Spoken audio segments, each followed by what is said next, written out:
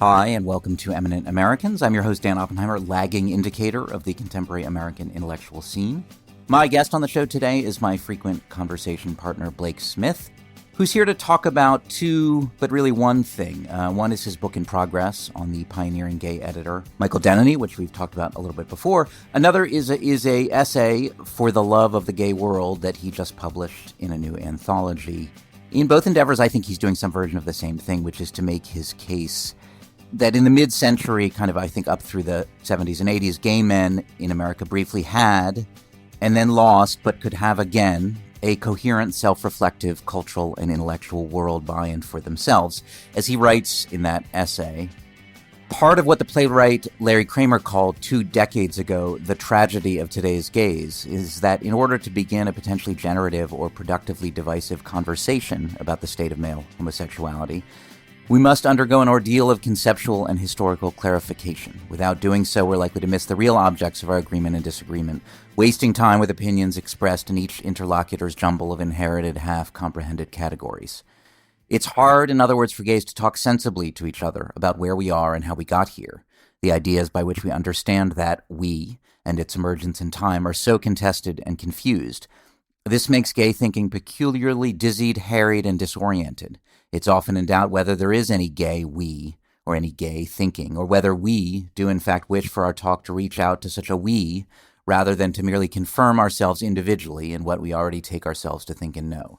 In the following, I'll try to do 2 things at the same time. This is Blake talking. I will try to clarify the roots through history by which certain concepts have come down to us and to trace their relationships and contradictions, disentangling homosexual, gay, and queer, and the movements by which these terms were conceived and contested may allow us to talk more with more clarity about the objects of our disagreement and agreement. At the same time as I lay out, in a sketchy, rapid, and admittedly contestable fashion, this history, I will show how there came to be, at a few different times and places, a self-conscious articulation of the interest and pleasure that we take in talking to each other about ourselves, and of the desire to perpetuate ourselves individually and collectively that is adumbrated in this talk. Our talking together both reflects and forms what Hannah Arendt, whose relevance to gays will become clearer over the course of this essay, called a world, which is not a physical place. A world in this sense is what is communicable to a group of people, what they can hold together in their talk. It is also the set of practices by which that communicability is maintained.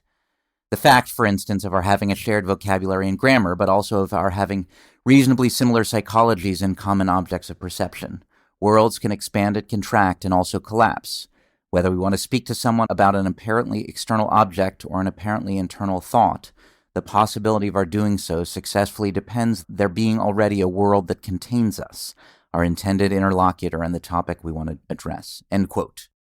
So, Blake's framework, again, this is important for understanding our conversation, it involves a periodization of 3 distinct eras. The homosexual phase, as he calls it, of the late 19th and early 20th century, when doctors, psychologists, and the men they studied were constructing new categories of identity, but often from the outside in a kind of medicalized and often rather stigmatized way. Then the gay era that emerged in Blake's narrative in the mid-20th century and flourished after Stonewall. And then finally the queer phase that began in the 1980s and now dominates how we talk about sexual minorities. Blake's argument, stripped down, is that the gay era represented something genuinely new in the world. Before it, there existed the homosexual and various ways of characterizing sex between men, but there wasn't a kind of publicly visible and shared identity that oriented around the idea of 2 men being together as romantic equals, without one becoming feminized, without requiring a status differential, old and young, top and bottom, et cetera, et cetera. So this emerged organically from bars and cruising spots and men finding each other in mid-century American cities.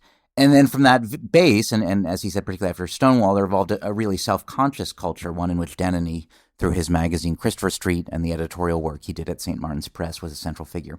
And then this culture in some respects died, or at least sort of dramatically attenuated, and literally died in many cases with so many deaths from AIDS in the 80s and 90s, but then also suffered at the hands of the queer paradigm, which supplanted it first in the universities and then much more broadly in the culture. And queer as an identity in Blake's construction did a few things. It conceptualized the queer as a potentially universal or universally accessible, counter-normative, transgressive force. So anything could be queer or queered if it stood or was understood at a certain oppositional angle to the normative, to the median, to the mainstream. And then I think more problematically from Blake's perspective is that the queer subsumed the gay male identity into a larger queer collective identity that included first lesbians and transgender people, but soon anyone, including old-fashioned straight folks like me, who just wanted to align themselves with that idea of queer as anti-normative. I suppose in the most trivial sense, and maybe somewhat glib sense, it's like the millennial straight woman who, has purple hair and declares herself as queer. So this has meant, among other things, that there's simply less psychological and cultural energy available for the maintenance and development of the gay world as Denneny conceptualized it and Blake wants to perpetuate it. And this is particularly the case in the aftermath of the death of so many gay men from AIDS and key men in the development of that culture. But then also because gay men don't biologically reproduce themselves by and large. So in order for the culture to persist, there has to be a kind of deliberate, conscious reproduction of it by gay men. And if more and more of those men are identifying as queer, then it kind of saps that potential energy. And then finally, I realize this is a long intro, but I just have been thinking a lot about this stuff. A subtext of our discussion, which we reference in a few ways, I think, but don't really kind of highlight or delve into, is that Blake's political orientation has shifted a lot over the last year or so since Trump was elected to office. He hasn't gone left. That's not quite the right way to put it. I think, as far as I know, his policy preferences remain roughly the same, which are basically old-fashioned New Deal, left liberal, social democratic policies, similar to mine. But what's shifted, he's just not interested anymore in being anti-woke and aiming his fire at certain elements of the left, which was kind of central to his public intellectual identity for a few years. And I think he has some guilt in retrospect about being that guy now that Trump seems so much worse than the things that he and I, to some extent, were kind of criticizing on the left a few years ago. I think I've undergone a shift as well, not as dramatic one, and really with no guilt, which I'll explain in a second. I'm still interested in critiquing and thinking about the flaws of the left, but I'm also much more interested in thinking about the flaws of the right, now that those are so evident and so damaging to the country. And that's definitely a shift. But it does feel important to me to continue to critique the left, in part because that's just my beat. That's kind of where I've done a lot of my work, but also because I think the stakes are really high and internal critique is important. To this point, my brother Jonathan said something to me the other day that I hadn't thought about, but made a lot of sense in retrospect. He lives in St. Paul, Minnesota, has been involved in the organizing there against the ICE invasion. And what he said to me, we were kind of talking about how successful that opposition to ICE has been. And what he said to me, and this hadn't really occurred to me, but it made sense, is that it's pretty clear to him, he hasn't had like explicit conversations about this, but it's pretty clear to him observing how people in the Twin Cities are behaving, that they have internalized hard lessons from the mistakes they made after the George Floyd killing, that they're just thinking much more strategically than the last time, and they're being very conscious about things they did last time that alienated rather than elicited sympathy from the kind of broad middle of America, the sort of Trump, Biden, Trump voter who will determine the next election. They're sidelining the idiots from Antifa and the abolish the police people. I mean, they're not in some sort of explicit way, but they're just making sure those people are not kind of directing the course of events and the kind of public presentation. They're very super conscious of the need to avoid riots and looting and are aware of the kind of visuals those make for social media, for the media, and so on. And I think you can see the results of this in how powerful and effective their opposition has been.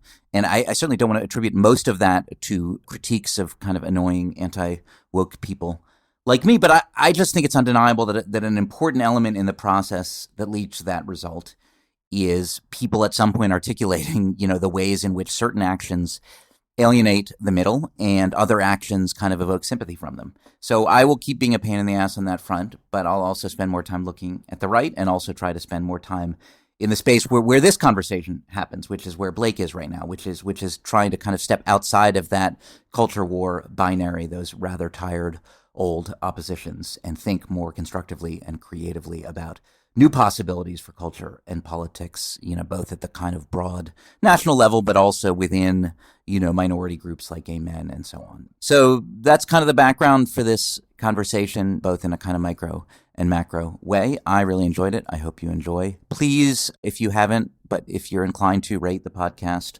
on the platforms. I think it makes a difference. And please, if you have thought about it but haven't done it yet and you have the money, sign up for a paid subscription to help sustain what we're doing here. And have a great day. Peace.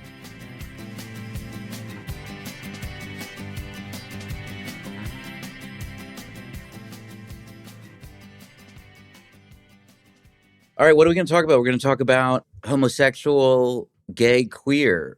So I am both because of that, because I'm working on the book. I'm getting started on the book, and also have been thinking. I told you like some months ago, was reading through the N+1 archive, which includes in one of the early issues. I don't know if it's your first publication or your first time in print, but My letter about Nancy Bowers, Pornotopia. I wish I had it handy. But there's some line. It's like, as someone who watches porn. And I don't know if you're like in college or just out of college, but it's young Dan Oppenheimer staking his claim in print in this really particular first personal authority. And this was on my mind again a few days ago because I was writing about this book about Michael Denneny, and he had a lot of reflection on porn in a couple of different ways. So, like, he in the 50s, when he was a teenager, was a big consumer of men's physique magazines, which was like one of the main ways that you could get what was basically gay porn onto newsstands by presenting it as, I mean, we still have these kinds of men's magazines that are, about getting fit, about how to work out. There's tips. Was it always the case, by the way, do we know historically that is definitely what they were from their conception? They were intended to be beefcake magazines for gay men, or were there cases where, in fact, they were men's fitness magazines and then discovered maybe fairly quickly that that's who their audience was? So, the whole physical culture thing like starts for us like in the early 20th century. I think there was always maybe a homoerotic dimension to it. And for like the very first early 20th century publications, I don't know. There's this great book by David Johnson, who's at the University of South Florida, called Buying Gay, which is about these magazines in the 50s, looking at a couple of different ones. And legally, they all have to be not gay. And there was a lot of like postal censorship and using the subscriber list to apprehend people. And they would have sometimes like events where like, bodybuilders can come show off their physique. And there was a lot of anxiety about lines being crossed. The magazines would often like make official kind of declarations that, nothing perverted is happening.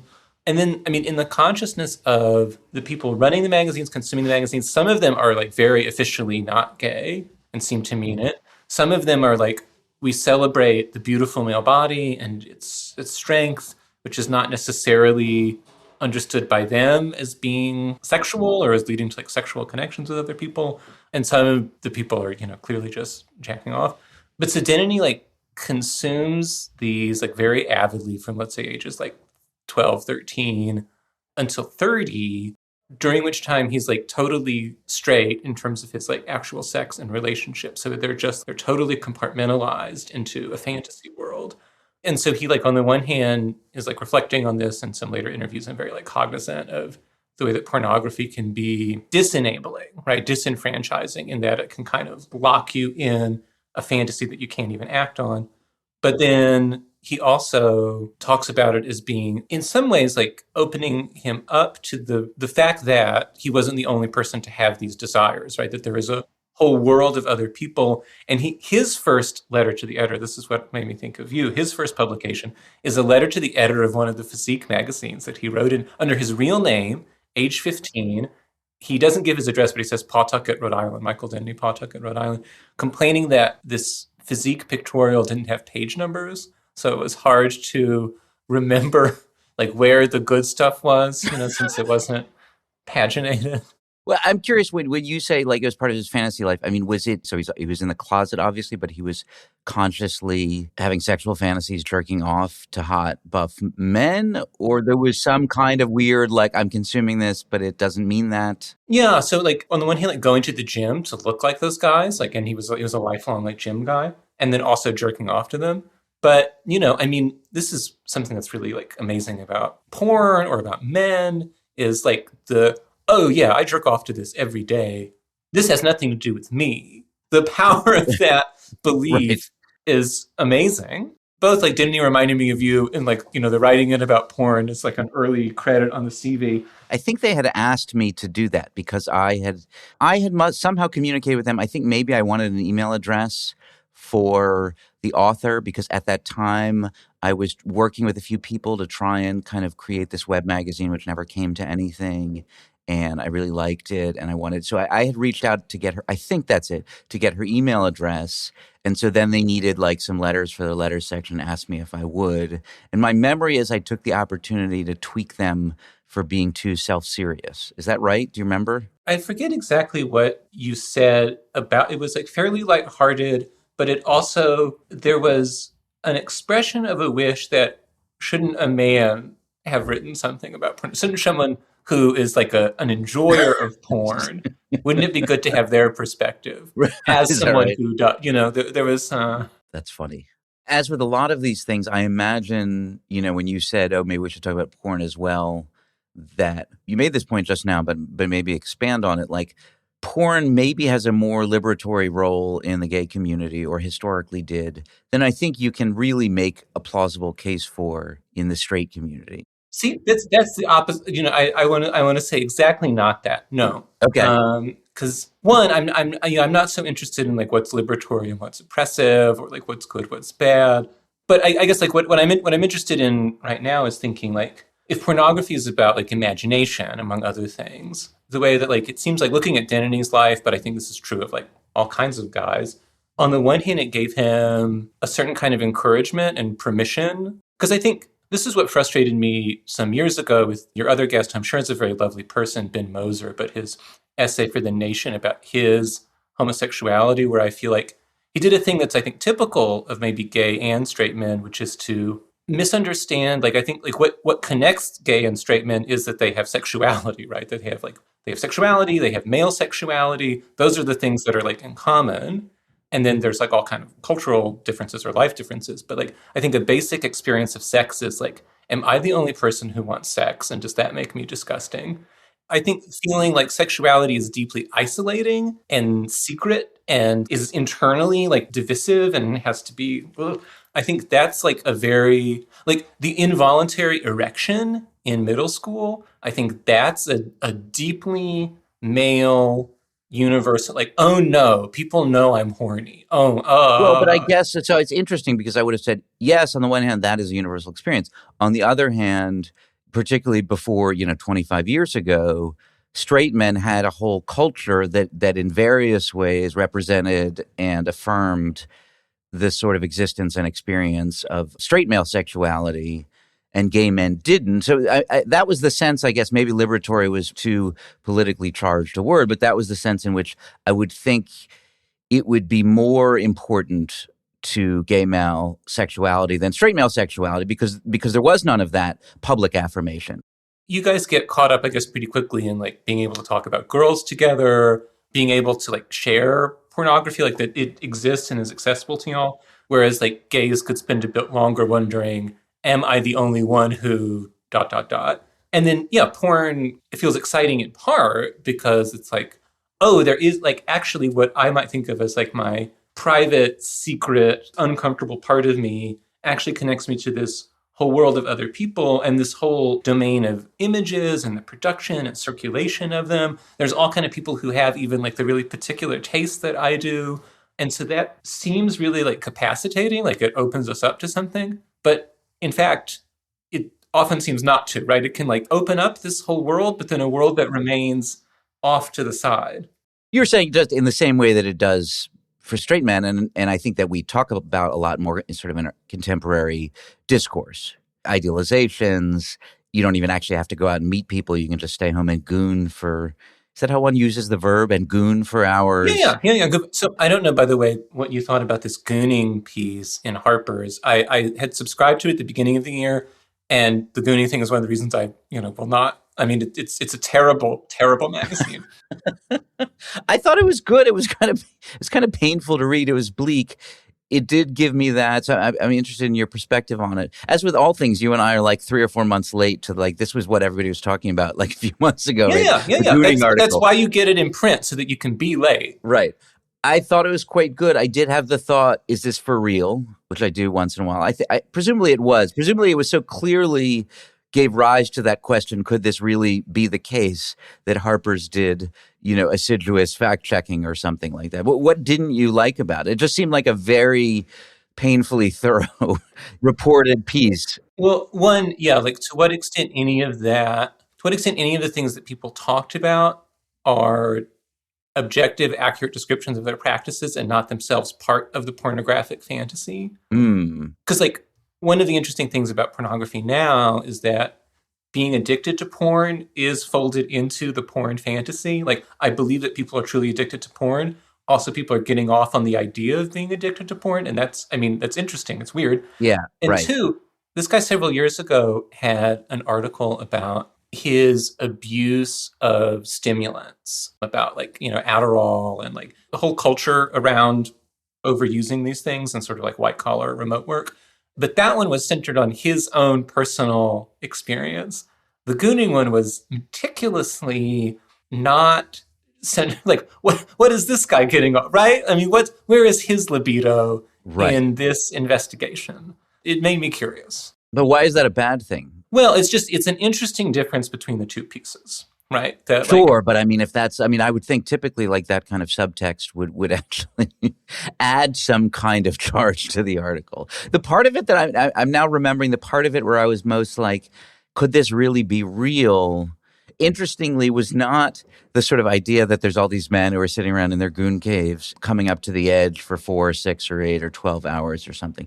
The part of it that was kind of almost hard for me to believe was the stuff they were watching, these bizarre kind of supercuts where it's all like 3-second clips of specific moments from porn with like thumping bass music. And I mean, something out of Clockwork Orange or something like that. Who could get turned on by that? It's so alien to my experience. So I found kind of intriguing, and I don't know if there's like academic study of this or more proper empirical kind of investigation, but I remember even years ago, before he got Me Too'd, James Dean with 2 E's. I don't know if you remember him. The porn star, right? He was framed as like nice Jewish boy, male porn star, who it turns out is a rapist or whatever. Maybe he's been reverse Me Too'd. I don't know what the state of the allegations are. But anyway, there was this moment before the Me Too'ing in the early 2010s where women, like the goonettes, would take like the little clips from the porn where it was just like looking at his face and stitch them together. So it'd be these like sort of soft core moments where you're just looking at him enjoying himself. And, you know, since like a sort of Twitterification of pornography, like a lot of porn is in these like little clips. So like putting them together, remixing them, having a fan culture around them. There's something really intriguing about that. Among other things, that it centers like the communal aspect of this enjoyment. Like I remember when I first got on Xtube in college, which I don't even know if it still exists, but like Xtube, Pornhub. So, you know, these like early sites for exchanging would have comments just like on YouTube. And I loved reading the comments on Xtube because people would be like, who is this actor? What else can I see him in? Here's another one that I like. Hello from Brazil. There's something... There's just something nicely, warmly social about it. Yeah.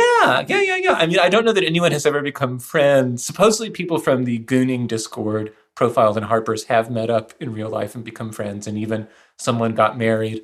Is any of that true? I don't know. But I feel like you just keep making implicit arguments for why this was a really interesting article. So it certainly generated discourse. I think it was terrible in that it, one, where is the author? Like, what is the implication of the author in this? And two, did any of this happen? How representative of the world is, like... You mean, did any of this happen just in the most basic sense? Like, is this just fabulation? Yeah, to me, it was not good journalism. Like, I would want to know, is there really such a thing as porn addiction? Can we get some experts to weigh in on this? Why do people want to believe that there is or there isn't? Like, what is really going on in people's minds and bodies? It was very much taking, and this is true of so much culture war slop stuff, especially on gender topics, taking people's self-descriptions at face value and then having sort of theory about how they fit into modernity and techno-capitalism and huffing and puffing about them. I mean, this guy spent a lot of time with these people and uncovered some interesting discourse, but I'm less interested in a critique of him specifically. But Right. It's interesting. I wonder if our sort of rival experiences of it are, because it sounds like maybe you had some more background knowledge of this world than I did. Like, what's the... I probably spent more time gooning than say, you got kids, you're busy. Is the Dunning-Kruger effect that observation that like it's something like the more you know about a specific topic, the more aware you are of that its sort of journalistic representation of it is flawed in all sorts of ways? Maybe it's not the Dunning-Kruger effect. Anyway, for me, it was just like, I don't know about any of this shit. And this is fascinating. Because you've got max like a 10-minute bathroom break to work in. Like you don't have the time or the resources. It's not that I don't have the time. I just haven't had the interest. I mean, just erotically, that kind of stuff is not of particular appeal to me. Like it's funny what you say. Obviously, I have staked my claim. I have planted my flag in some sense on this topic as something I'm interested in and have a sort of persistent interest in over many years. The disappointing thing is that my tastes are so damn vanilla. I mean, I would love to know in a non-shaming, like curious, investigative way, what are people doing with like the chatbot girlfriend, boyfriend? Because I wonder if there isn't actually more, maybe this would be more sad than anything, but if there isn't quite a lot of just like relatively wholesome vanilla stuff going on. Yeah. Well, did you listen to my interview with Lillian Fishman, who wrote that piece for The Point on porn? No. When was this? So not long ago, in fact, Lillian Fishman wrote a piece for The Point on the like most popular tab on Pornhub. And so it was just an exploration of what the normal fantasies were. Her point, which was I think the right one, which was that so often when people in prestige publications write about porn, they tend towards the extreme stuff, right? That's more interesting or more overtly interesting. And hers was more about what, in fact, are just the most common fantasies that people have and what do they mean? Yeah, I thought it was a good piece. I'm sure you would read it and say, oh, that was a piece of shit, because that is what you do.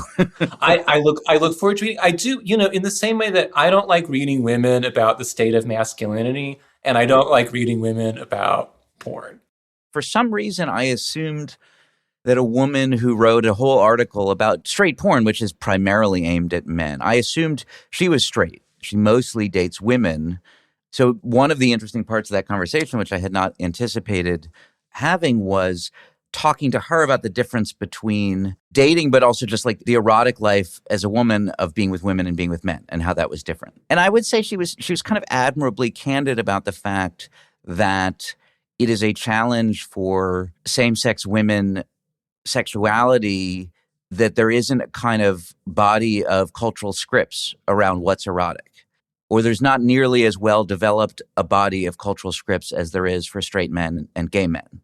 And that those scripts tend to play a pretty significant role in our erotic lives, in our fantasy lives. And then when we are actually having sex with another person, those things are all in the mix. We sort of have this mostly unconscious but conscious arsenal of like scripts, power dynamics, and all those things that are being activated that help create eroticism, and that two women don't have that same body. I look forward to listening to this conversation, because I wonder that it could be that that's true for her or for us.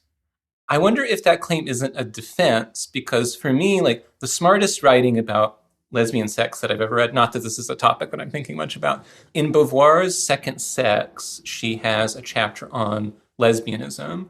So the book, in the way that like no one needs Camille Paglia at all, but one of the reasons we don't need her is because like Beauvoir already did everything Camille Paglia did much better. So the second half of The Second Sex is about the personae, like the models that women have available to them as they live. So like, the mother, the nun, the good girl, the harridan, the woman who's going to make it in the man's world, and the way that all of these archetypes can be limiting and trap us, but they're what are available.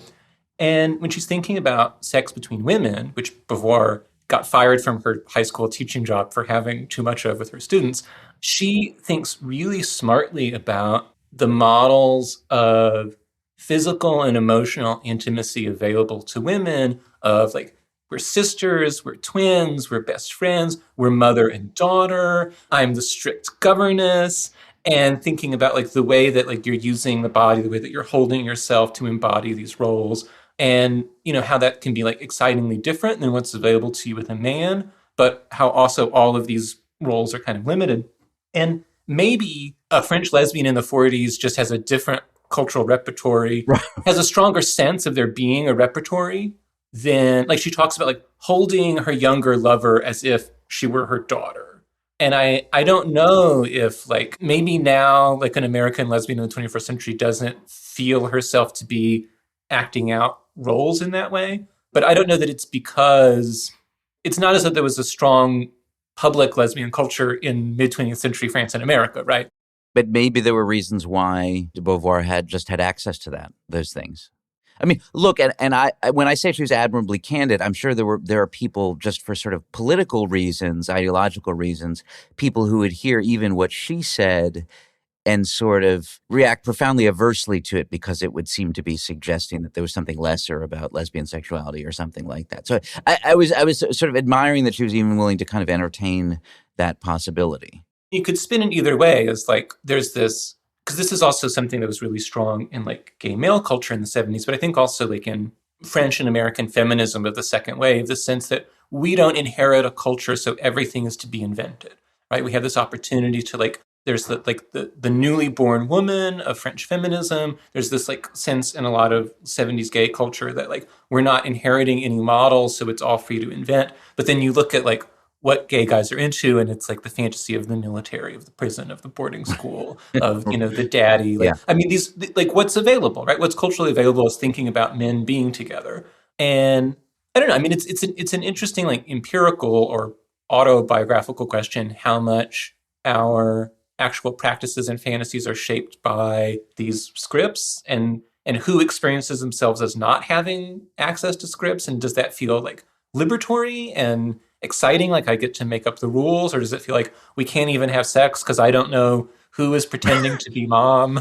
I was going to say, Eva Luz should obviously write about it. I mean, I guess the 50 Shades of Grey book kind of is about that. I mean, it is about a certain kind of pornographic fantasy. I didn't experience it as mostly about pornography. She would be great on if she kind of really spent some time on YouPorn or something like that. Well, right, and I wish she would talk about, I mean, a sort of fusion of her and Dr. Ruth to be thinking about like actual sex. Like what are people actually, because that's something that she's so smart in analyzing the way people talk about their relationships and tracking the different scripts and desires that are coded in even like very short messages that people might say about like what they're looking for in a partner or how they feel about their relationship. But obviously she can't be behind like a two-way mirror, like, watching people. No, I mean, although those resources are probably out there, right? I mean, I know, like, for instance, there's psychologists who I think they used to have labs where people would come in and have sex and they would observe. I don't know that much about Kinsey. I don't know to what extent he was doing that. But now I think, because actually we have one of these people at UT Austin, they kind of give them like a bunch of sensors and wires and then send them home to have sex. Okay, but doesn't this, like, such a system, you're going to get way too many freaks who are up for being observed in this way. Right. There are some selection effects there. I want to ask you, like, so switching course, this chapter you wrote in this anthology where you kind of lay out this framework, which I thought was kind of brilliant, of kind of the homosexual area of gay life, the gay era, and then the queer era. Can you first give me the backstory on that piece? This person who I think is something of like a based fool, Pierre-Alain Cassé, who is like red scare adjacent, dissident, homosexual, friends with like Nina Power. I had known him briefly a few years ago, I think when people thought of me at all, but when people thought of me as like an anti-woke person. And so then on that basis, he invited me to participate in this edited volume that he was putting together, which is supposed to be like critique of the state of gay male life. It seems like everyone is unhappy for various reasons with like gay male identity today.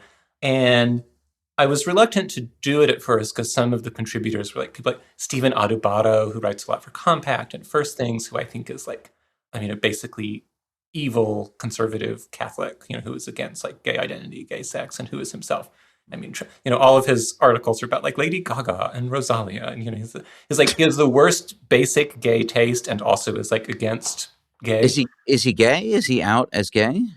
He's like very clearly a like homosexual man, but he is also officially against the category of sexuality, of homosexuality. People shouldn't identify as gay. People shouldn't have gay sex. The Catholic Church is right about everything, but also like Art Pop is a great album. These are the thoughts.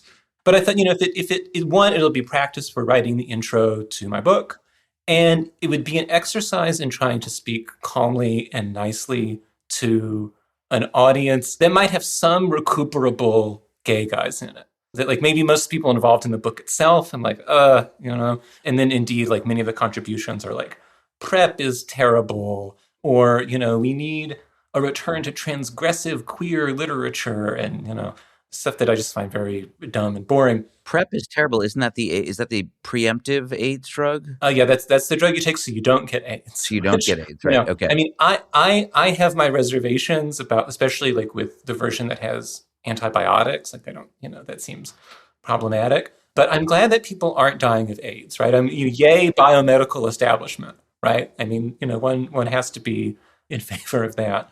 Okay, so that's how it came about that I wrote this. And the wish for that was just to explain a bit like what we mean by some of these terms, like homosexual, gay, queer, like where they come from, what their history is, but also to say gay male identity as it has emerged in the United States and the West in the last really like 50, 60 years is a historically contingent, deliberately constructed thing. It's not self-evident, it's not obvious. And I think it's a valuable heritage. It's something that is basically good in that I think gay men ought to think about how they can inherit it, preserve it, pass it on. And that doing so, like knowing now that we're like in a half century of gay male culture, like moves us out of fantasies about gayness, queerness, homosexuality as transgression, as anti-normativity. And I think a lot of maybe gay artists and intellectuals' sense of like disidentification with the category comes from a feeling that like it's exhausted because it no longer has this transgressive energy. It's not at the forefront of like culture in general. It doesn't feel like smashing hegemonic normativity to be a gay guy. And for me, like, great, okay, now the real work can begin because you no longer have the possibility of misunderstanding yourself as being interesting just because you suck dick, right? That's over. So what next, right? Well, it turns out, lucky you get to inherit 2 or 3 generations of gay male life and maybe move that forward in some way. I don't remember that explicit argument in the piece. Maybe it was at the end. My memory was that it was mostly this effort at kind of periodization. I mean, first, quickly, was it in there? But then also, I think, just because I'm assuming most people who are listening to this haven't actually read it, like, lay out the periodization that you did. Okay, so the piece itself is very, like, historical, non-polemical, gentle, and is to say, and I think this is objectively what is true, it's a sort of, I think, a fair summary of the state of the historiography, that we have, in the late 19th and early 20th century, the emergence of modern ideas of sexuality, of homosexuality, and related to them an idea of inversion, where like one of the like especially German Anglo kind of models for understanding what's going on with what we would call both homosexuality and transness is the idea that you have an outward sex that is one thing, and then you have an internal or psychic or neurological sex that is the opposite. In that way, you're inverted. And this is something that, for instance, appears like in Proust. And that model of sexuality is in contest with efforts to revive a Greek model where same-sex relations are based on age difference and have a pedagogical function. And that's something that like Oscar Wilde employs at his trial. It's something that's in André Gide's work. And so like these two models are kind of in competition with each other.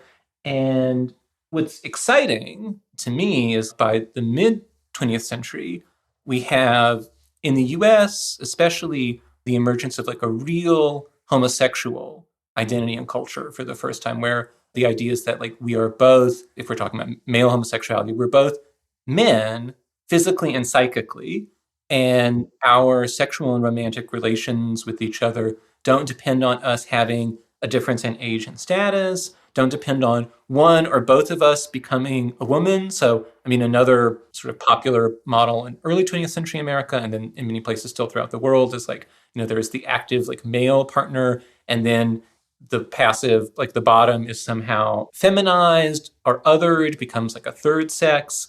And so the two partners are ontologically different or different in status. And that becomes no longer self-evident, right? That becomes no longer like the way people are understanding this. The early version also is a kind of story being told maybe primarily by straight people. There's a kind of it's a kind of diagnostic, analytical, intrinsically stigmatizing characterization of this type.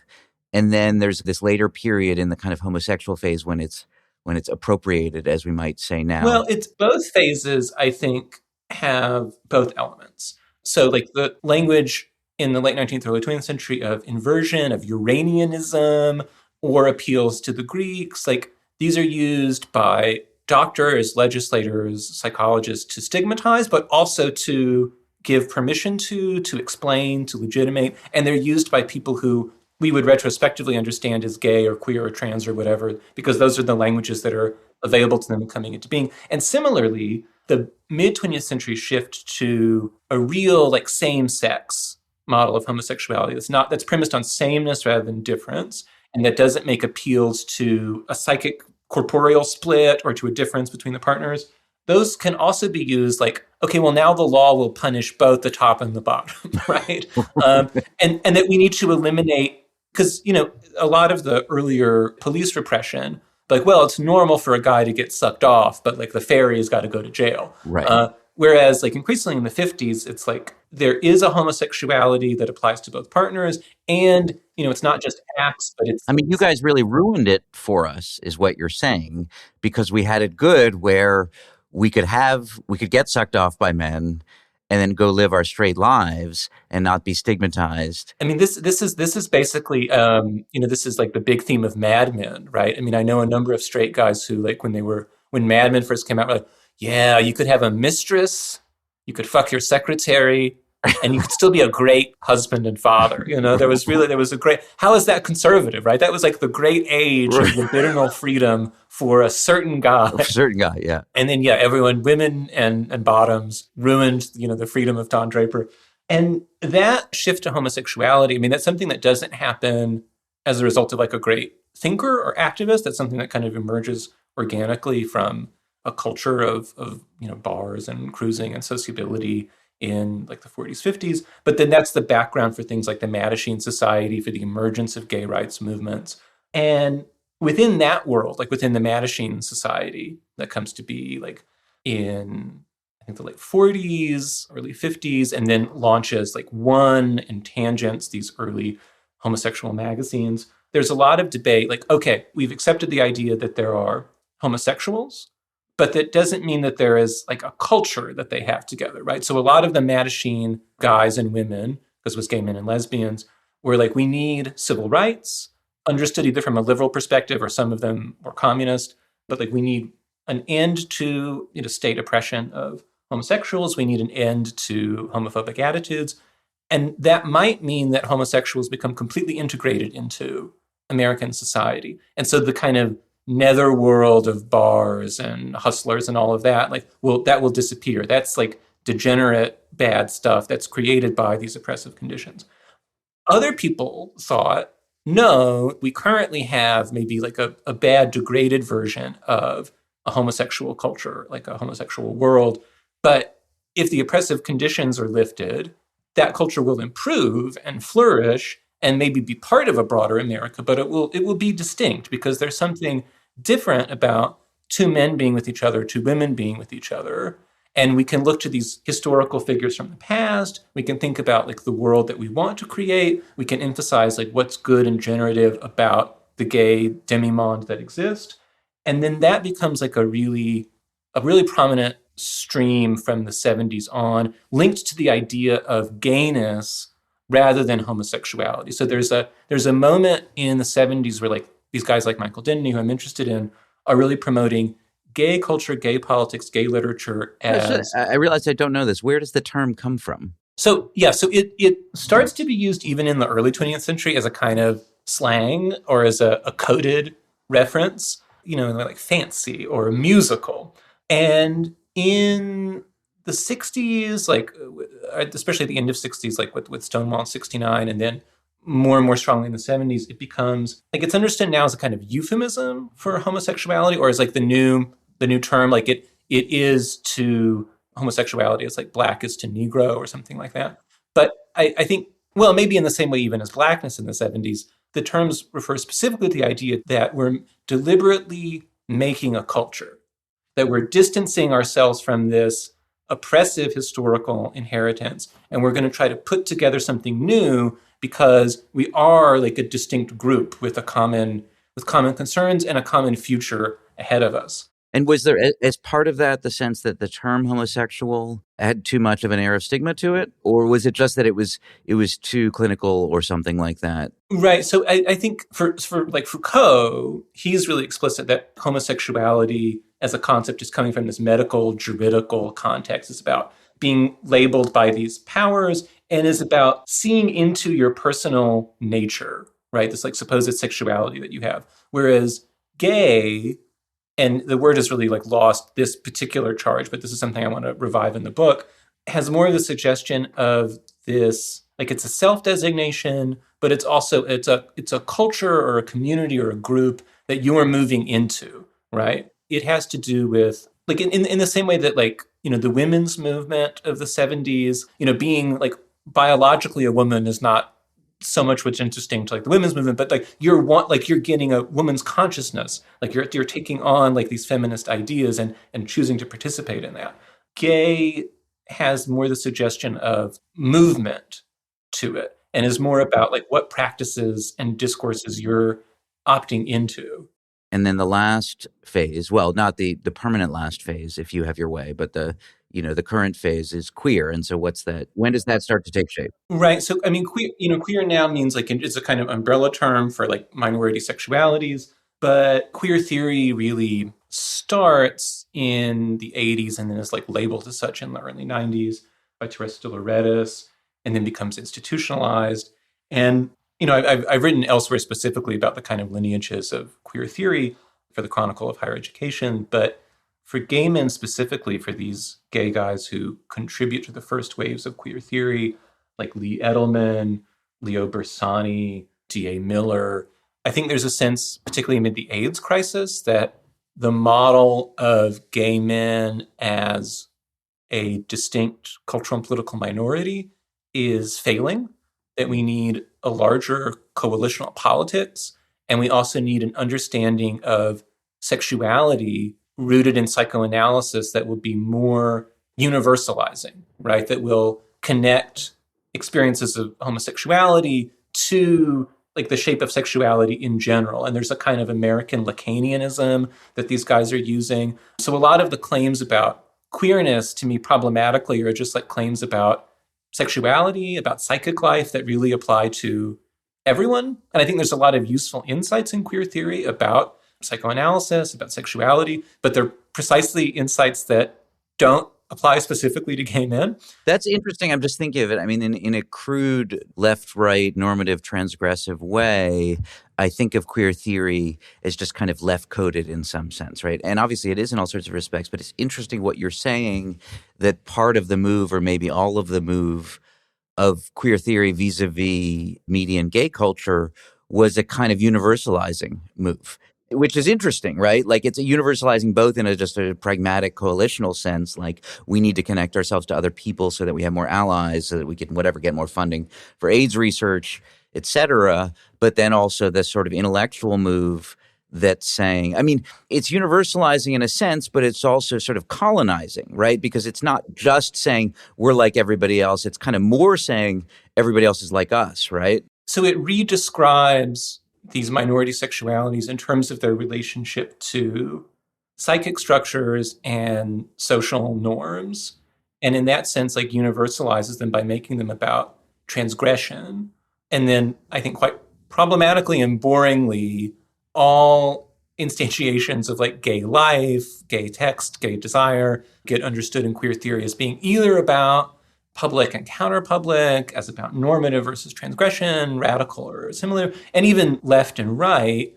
I'm not very interested in like left and right now. I'm interested in what are the historical conditions for the emergence of the idea of a gay culture, and then what kind of intellectual and political cultural forces obstruct or enable the recognition and preservation of that. For me, specifically, queer theory is frustrating because it has meant, like in the 70s and 80s, there was a big drive among gay scholars, intellectuals to make gay studies, along with Black studies, Chicana studies, Asian American studies, like part of, especially the university curriculum, to have like university centers in the study of the emerging gay literature, in the study of gay history.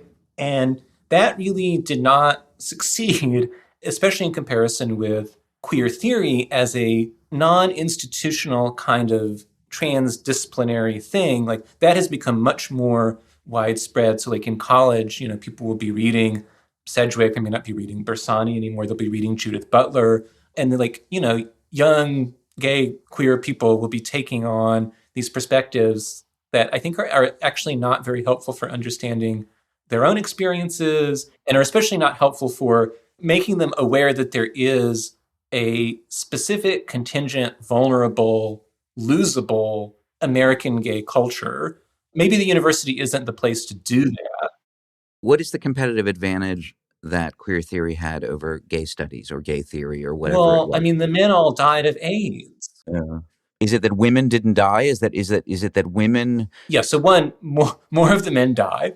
Right. But also, queer theory allows you to do something like, I can do a queer reading of a 19th century novel, totally separate from American gay culture, right? But I can do a queer reading of Henry James, but that's too easy. I can do a queer reading of a novel that seems totally unqueer, and that proves like how smart and interesting I am. And it lets me teach the standard curriculum, right? Like I can do the standard curriculum plus some edgy theory. Right. This is fascinating. Has this been written? I mean, thinking of it within the sociology of academia, why certain theories or frameworks kind of prevail, and you get down into these very like the nitty gritty of like, how easy does it make it to craft a dissertation? How adaptable is it to certain curricula that still have to be taught or still expected to be taught and things like that? I'm not sure. Has it been written in this specific space? I don't think in those terms. So like in this thing I wrote for the Chronicle, I didn't outline it this way. And this would be hard to prove. I looked and I didn't see. I have not really seen courses. There were courses in the 80s on the American gay novel, right? Where people are going to be taught Vidal, Baldwin, Halloran, White, like the sense that there is like a canon that has some time to it. But it's like you run up against the limits of that, right? As you said, you can write Henry James, maybe you can do, Abraham Lincoln or something like that and his letters to his buddy. But like you run out of things that you can plausibly fit into the gay studies framework. It's more work. You would have to be following like what's happening in the culture, doing historical research. And I mean, the 80s, 90s, 2000s were still like quite homophobic in the academy. It was like harder. And it remains now for more like woke reasons, but like harder to get a job doing a topic on like gay male history and literature than doing a queer reading of some assemblage of 19th, 20th century texts that like people are already familiar with, right? Because that gives you also permission to teach the standard courses. Yeah, there's a combination of conservative and PC reasons why the queer theoretical working through the canon is a better ticket to a job. One of the things now that people talk about and joke about a lot is just that the queer identity allows is so expansive. It allows straight people into it. Like I was on Facebook the other day and I saw somebody had asked me to like their page for this new coffee shop bar or something they were opening up. They talked about it as queer owned. And I was like, that's weird because like the guy who I was like the Facebook friend who's opening it, he wasn't gay when I knew him. I don't think he's gay. I thought I saw a post, a few years ago about getting married or his new wife or something like that. So I go to the website of this new entity. I go to the about page and it's him and his wife or I don't know, his partner or something like that, who sure as hell seems straight to me. But I mean, obviously, the obvious answer is they're identifying as queer, right? Whatever that means. And obviously that's a thing now, right? That it's so expansive that it just means, I mean, it barely even means transgressive. It essentially means you had pink hair for a while or something. It's just identifying with a kind of, I would call it a counterculture, except it's not much of a counterculture. Was that evident in some sense in the early? Oh, yeah. So that appeal? This is something even that like Butler thinks about in, I think, Bodies That Matter. She has some discussion that's like 95, maybe 94, thinking about queer as a future possible majority, right? That like everyone could identify as queer because one, we all have this internal psychosexual queerness, right? We're all kind of riven by our sexual desires. We're all queer in relation to like no one has purely I normative. was going to say me. I mean, except me, I think. But my wife keeps waiting for them to manifest. That's the day you kill everyone. No, I mean, if they haven't manifested, keep that Yeah, down. keep them down. If it's this repressed, it needs to stay repressed. But she imagines, like, for coalition building, wouldn't it be great if everyone identified as queer tomorrow? Then we could, really like remake the world. And wouldn't that make things safer for lesbians like her if she weren't in like a 1% of soft butch women, but she were in the future majority of, wiggly, noodly people? And in the same way that, like, I don't know, I am not very concerned or exercised by people who are like, your brother. I didn't actually read the piece, but was gatekeeping David Brooks's claims about his Jewishness. Like, you can't talk about being Jewish anymore. And like sometimes the real Buddhists get mad that, like, there's all of these like people who are vaguely Buddhish. You're saying you don't want to be a gatekeeper of queerness. Yeah, I don't care about that, but I do think that, like, it's a shame then for gay men, and maybe also lesbians, but I don't care. But it's a shame for gay men to route their own self-understanding through the categories and the narratives that people have developed for this queer project, which is really different from the project of, like, okay, but like gay men they have constituted themselves as a cultural group at a certain moment. And I think there's something, I don't need to say like everyone who has sucked X number of dicks like needs to go read Larry Kramer and, buy my book. But I think people ought to be interested in, like, I think it's valuable to see yourself as the inheritor and bearer of a culture. Friends of mine in Austin, a gay couple in their 50s, recently started like a gay men's group. And they were talking about just how great it was that they were sort of having conversations about being gay men, about sexuality that they just hadn't had before.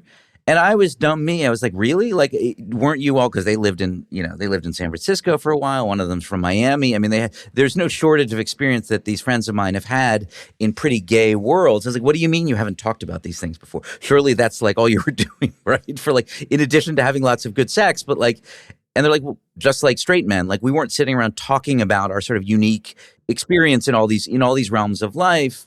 And I was like, duh, like, of course, right? Because like when I did this sort of men's group, where it was all straight guys, it wasn't confined to straight guys. It just happened to be 5 of us. And we're talking about, our sex lives and our marriage and our anxieties about penis size and all these things, right? And being a dad and all these things that we never talked about with other men before. Because in my head, because straight men don't talk about these things, turns out gay men don't talk about these things either, by and large, or at least of our generation. And these friends of mine are like, 7 or 8 years older.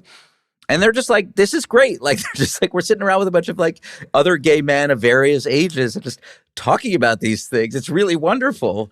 And I was like, of course it's wonderful, right? We should all be doing this with however we want to draw the lines about, and you could draw it. It doesn't have to be sex or gender or whatever like that, but like, or sexuality, like, of course it's wonderful. Right. So I would say doubly, like, so historically, like in the 70s and 80s, there were a lot of gay male groups like this, like Gay Talk. The consciousness raising kind of group. Gay consciousness raising, which were very much modeled on like the women's groups. Women's, right, yes. There was some straight men version of that too, right? Yeah. Yeah. My mom was in one in the 80s. I think by that point, it was not that political. It was kind of just women sitting around kind of gabbing. And I think my dad was in one, but it didn't last very long. One, I mean, that's cool that like your parents were in one, you were in one. I mean, this couple was in one. And I don't know how many such things there are now, but Denny is very much thinking about these groups when he's thinking about what he wants to do with publishing books and running a magazine. And the idea is that, like, what's important about gay culture, so, he's getting involved like a decade after Stonewall. And he's thinking like, okay, well, now we have increasing visibility. Sodomy is being decriminalized in a lot of places. There are these gay bars and bookstores and, like it is possible to have like a totally gay life. But lots of people are living it and not taking it seriously, right? They would be like, oh, why would I go like talk to people about what I'm doing? Why would I want to think seriously about what I'm doing? And I think, this is something that like really puzzles me still, even, I'm not an Andrew Sullivan fan, but, he's had like an odd attitude throughout his career. Like now he's very interested in like keeping trans men out of the bathhouse and, the queers out of gay spaces, But throughout his career, although he's always had a very gay life and like now lives mostly in like Provincetown, right? He's like way more culturally gay than I am in terms of what he's doing from day to day. He's always had the line that the goal is for us to become kind of normal and to sort of melt away into the mainstream. And I find it it's strange, but it's also common among people who are conservative, but also people who are quite left, where there is a discomfort with seriously taking ownership of your specificity. Like, yeah, this is the life that I have. I'm invested in it, persevering and in Right. maintaining these forms of life for other people. Well, I think he is wrestling with that now, right? I mean, that's what you're saying. And it has been a sort of rude awakening for him, clearly. I mean, a lot of and I'm not sure the degree to which he's kind of reflected on this tension that you're identifying between his desire for assimilation, for gays just to be normal. Was it Virtually Normal? Wasn't that the name of it? Right? The tension between that and what he's going through right now, which is this sudden recognition, I mean, of a few things, right? Of the fact that like the gay male experience has been folded into this kind of universal queer experience in a way that, but then also gay men, particularly, cis white gay men, have been explicitly subordinated in the progressive stack, right? I mean, they're functionally equivalent basically to straight white men as kind of oppressors, and then also organizations that he was maybe not a part of, but had some affinity for. But organizations that he was never a part of. But I'm giving the affirmative, the generous gloss on this, and then also his concerns about the degree to which young gay boys are being transed, right? And being told that like what he would see as just gay male sexuality, budding gay male sexuality, is actually evidence that they are girls in a boy's biological body. So he's wrestling with all of these things, and it clearly is pushing him precisely where you are. And let's hope that we can get you on his podcast at some point when the book comes out. He has not articulated this all to himself to the extent you are, but he is a potential ally of yours. Yeah, so I should be nice. Dana's reminding me to be nice. But how to put it? I share some of these concerns. I'm not so, where am I in the progressive stack? Well, I don't want to rope you into all of his anxieties or hostilities to the trans activism, but like. But how to put it? If you want to do something nice for gay people, I read like his big fat book of essays. In none of that does he actually write about like gay authors or gay intellectuals and activists. So he has some very ignorant remarks about Foucault, who he's never read. Blake, do we want converts, or like, do we want to deem people potential converts or just heretics? Like, he's coming around to your perspective. It's not interesting for me to like defend the ontological sexual specificity of gay versus trans or whatever, or just say like we ought to be here in the progressive stack rather than there. No, but don't you want to defend as Andrew does? Like, I mean, Provincetown, you can imagine his rage if Bear Week in Provincetown was somehow effectively queered, right? Effectively queered in a sense where the specificity of it, the gay male sexuality of it, was sanded down to the point where it didn't feel like it was a community specifically for gay men anymore, right? So on the one hand, I get it, and with my build, I shouldn't be at Bear Week anyway. What's your week? Faded Twink Week, Blanche Dubois. Faded but Twink Week. I think Sullivan's position, and this, there's like Ban Apple, there's so many guys who are doing like the LGB without the T, who are being like the anti-queer cis white gay guy. And what I find unfortunate about like all of this energy to like policing this frontier or lamenting a perceived loss in status, but very little energy to being like, well, don't we have a gay culture? Don't we have gay stuff? I'm not a fan of the prose of Garth Greenwell, but I have to give him his flowers in the sense that he wrote the introductions to these reissuings of Andrew Holleran and Ed White's early novels. And, he's like referencing in his books, O'Hara and Whitman, and he's framing himself as a certain inheritor in this tradition, continuer of a gay male literary tradition, and is somewhat unwoke in some of the positions that he takes up. Not a great prose stylist, but what can you do? And I wish that Sullivan, for all of his writing polemically about gay topics, is sort of all about policing these boundaries in a way that I don't think makes people excited about their gay culture or feel good to be its heirs and bearers. Well, I mean, it's also, I mean, there's political forces at play, and I mean, this is relevant to you too. There's different kinds of strategy, right? Like in a way, I'm not saying this is like deliberate, but it is a strategy of sort of trying to mobilize community through the perception of threat. And you want to make a more affirmative case, right? We don't need to. Our embrace of kind of our specific tradition does not mean to be a rejection or an exclusion of these other people. And I think what Sullivan is doing, and I think it's very authentic in the sense that he experiences threat to something about the way he lives or his belief system or his community or something like that. Right. I mean, I think historically, like even virtually normal, most of the book is about Catholic teaching about homosexuality and arguing with like Aquinas and the Bible. And there's very little about actual gay life. So there's a lot of defense of homosexuality. There's not much defense of gay culture. And when Sullivan does talk about things like ACT UP, he has a quite embarrassing conversation on YouTube with David French, who, did the big book and documentary about the history of American AIDS activism. David France, not French, France, where Sullivan is taking like the anti-ACT UP, like they went too far position. But it's clear that he didn't cover that stuff as a journalist. He doesn't know what he's talking about. So it's like he is speaking confidently as as a certain perspective on gay culture, which he participates in, but which he hasn't ever really taken seriously.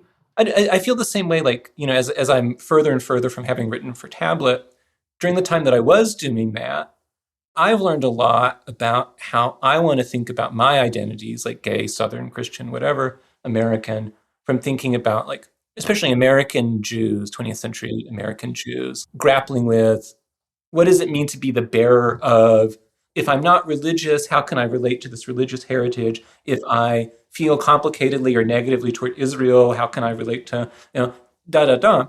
But when I see Tablet now, like, there was a time where like sometimes, American Jews would say like in a positive way to me, like, oh, you're like an honorary Jew. And that would feel maybe nice a few years ago. And now like, that's okay. It's interesting thinking about. So the book is about. The book is explicitly about identity? I mean, the title will be something. The book is basically like historical and philosophical. It's about his activism, about his. What did you call it in the? I don't know if there was a proposal or what did it have a title? The title is like Gay World : something something, and Gay World is like a big concept for him, that like the gay culture that's emerging is, he was a student of Arendt's, is a world in this special sense that Arendt means, which is like a place where we can share different perspectives on our common experience.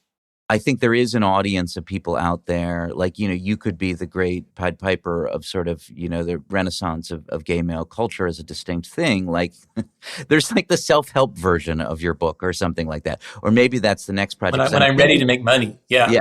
I'm thinking about these friends of mine and this group that they're part of. And who knows if that's a trend or a phenomenon. I certainly do think it's the case that there are a lot of gay men out there, particularly of older, book buying generations, more materially affluent generations, who experience some kind of struggle right now with the sort of queering of all of this, the wokening of all of this, right? And sort of trying to sort of figure out what their place is. They have a lot of discomfort with the kind of growing alphabet of, LGBTQ, whatever else.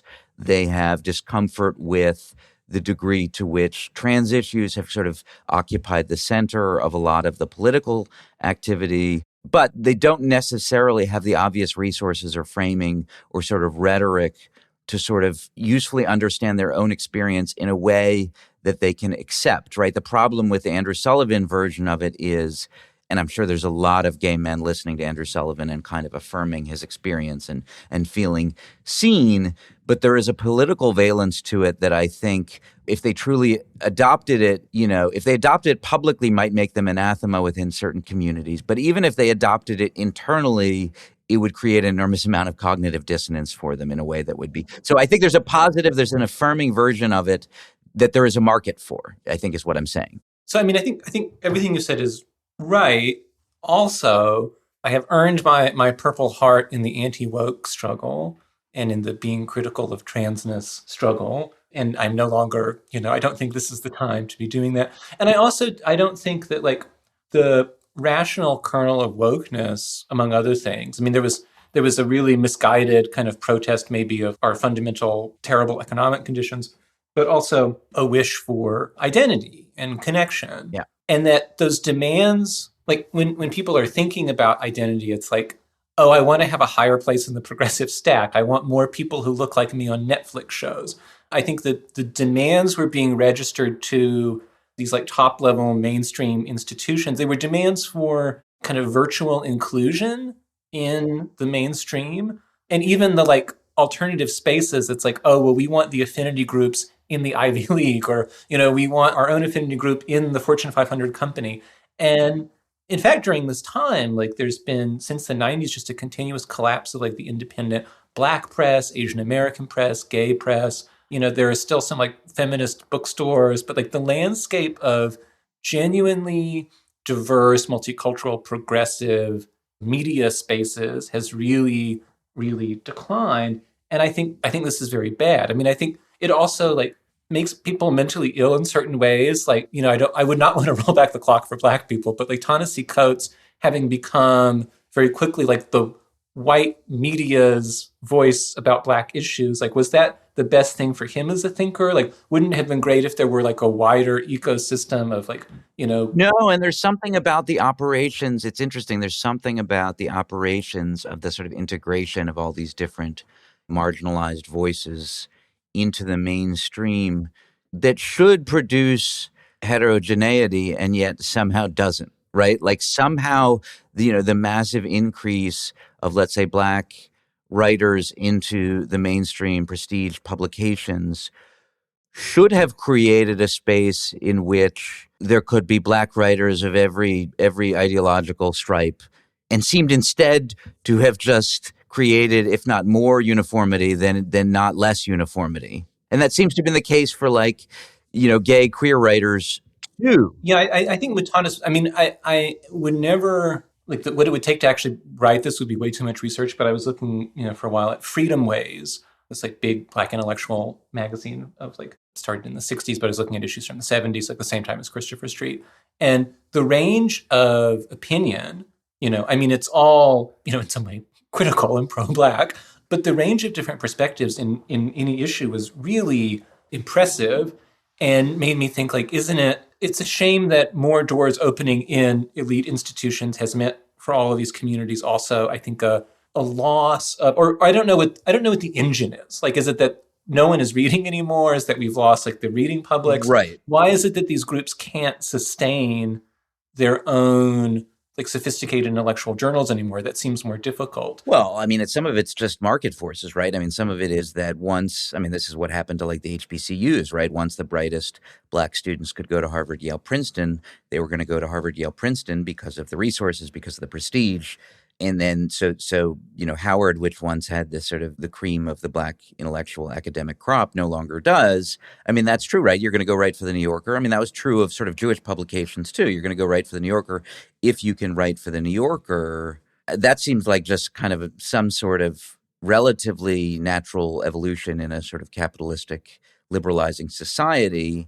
I mean, I do wonder though, back to my point, like why does that not lead to more heterogeneity and kinds of thought? It seems like it has for Jews, and I'm not sure why, right? And I think we've talked about this for some period of time. Tablet was one of the few publications that had a fair amount of political, ideological diversity in its pages. That has shrunk in the last year. They have sort of capitulated to a lot of these forces, these sort of polarizing forces as well. But out on the kind of broad establishment media scene, you have Jews of all stripes at different publications. I don't know why Jews have managed to resist that homogenization. Tablet to me is real. I mean, and maybe I need to go back and maybe it was ever thus and it was always quite misguided, because I used to be quite impressed with the way that Tablet cultivated a Jewish specificity that had internal diversity and into which non-Jews could be invited. So I felt like, oh, it makes sense for them to have me or Wesley Yang or whoever, because there's something a bit, Jewy about some of the things we're interested in and the perspectives that we have, at least like from the, and the moment that they don't feel that, they can exclude us. And that seems totally right and appropriate. Right. And I learned something from being, like, I can be invited into the house. The house is a particular space. There's room to invite people, but you're inviting them into something. The reason Tablet could persist, this is not an answer about Jews writ large. The reason Tablet could persist in that way is because of philanthropic funding, Yeah. right? So the way that a Black publication or a gay publication could exist and thrive would be probably with sufficient philanthropic funding. It wouldn't have to be that much. It's not that expensive to run a good publication in the grand scheme of things. It's not like funding scientific research or something like that. I am cheaper than one Miami side piece. Peter Thiel, if you're listening, don't kill me. Right, but I mean, a staff of 10 or 20 is cheaper than one Amazon data center or something like that. Like, these are not expensive endeavors. One wedding in Venice, one space launch for Katy Perry. And there's a lot of gay men with a lot of money. It's a pretty affluent community. I mean, it's not a community, I guess, is your complaint, but I mean, it's a pretty affluent demographic, and it's big enough. But part of the my sadness with Tablet also is, and I need to think this through more, but I also felt for a time like they were able to ask of wokeness or of other developments, is this good for the Jews, right? And then they could have an internal debate about it.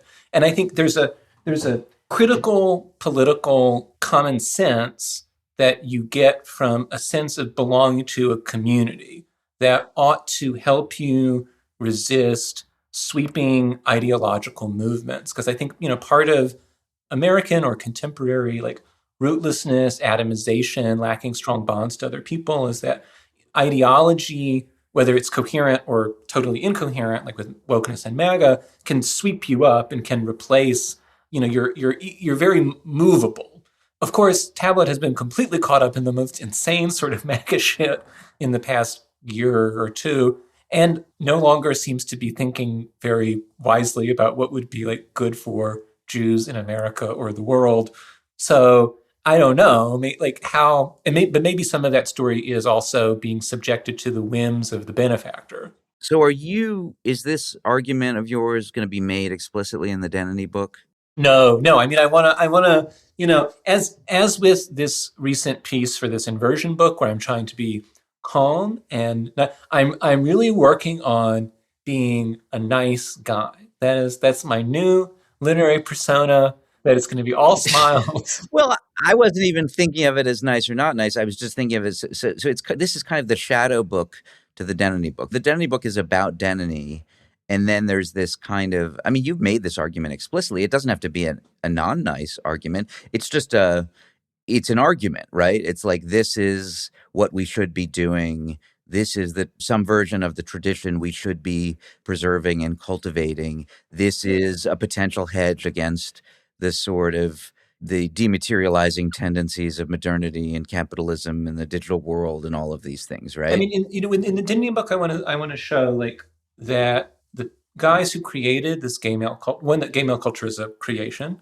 and the guys who created it are our New York intellectuals, our Frankfurt School, our Bloomsbury group. They are smart, fascinating, had these wonderful arguments among themselves. There's all kind of different perspectives that one can take up, and they make available so many exciting intellectual resources for us today. And so that hopefully I don't need to say explicitly little gay boy in Kansas, you must become an inheritor of this wonderful tradition. Well, I guess I'm saying, why not? I mean, not in that book, but why not a short book kind of? Because I don't think listen up, faggots. I don't think that kind of hectoring, polemical. How did you decide that you wanted to be your own kind of New York intellectual Jewish? That you wanted to be, that you were fascinated by them, and that you wanted to in some way live in dialogue with that. I don't know how I decided. You're saying it doesn't happen because somebody wrote "Listen Up, Jew." Yeah.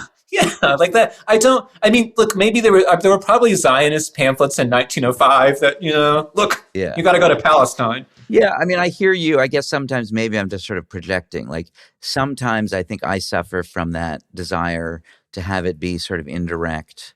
And sometimes this is just what I should be doing in the kind of introduction to my book. Or I also kind of I always bury the lead, right? I always get to the end of an essay and then realize what it is, the thing that I'm going to say. And sometimes I have the wherewithal, or somebody pushes me to actually take that thing that I'm actually trying to say and stick it in the introduction.